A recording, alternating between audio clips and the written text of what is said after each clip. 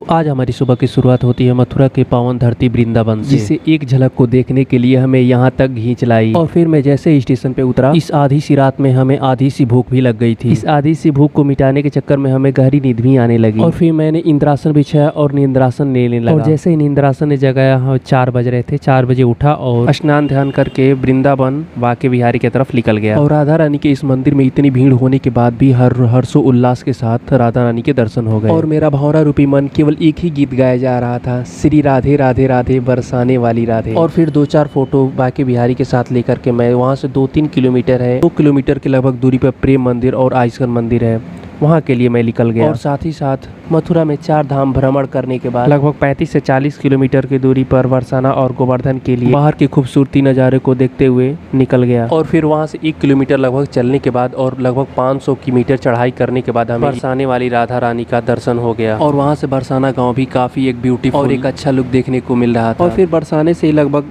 7-8 kilometre Nandgaon है। फिर मैं नंदगांव आ गया, नंदलाला के नंदगांव। तो काफी प्यारा प्यारा गांव लग रहा था। यहाँ पर भी हमें नंद बाबा का दर्शन हुए। और यहाँ पे कुछ ज्यादा ही हम थक गए तो थोड़ा सा विश्राम किए। और विश्राम से जैसे उठे नंद बाबा के छत पे गए और छत से पूरा लुक, इतना प्यारा लुक दिखाई दे रहा था, वाह। और फिर आते आते नंद बाबा की गाँव की रबड़ी को, जो अमृत के समान लग रही थी। और नंदगांव से आते आते हमको अंधेरा हो चुका था, जो लगभग 7 बजे प्रेम मंदिर का दृश्य कुछ अलग ही एक मनमोहक दृश्य बना रहा था। और उससे कहीं ज्यादा वहाँ पे सुकून मिल रहा था। तो मिलते हैं नेक्स्ट वीडियो में। प्रेम से बोलो राधे राधे।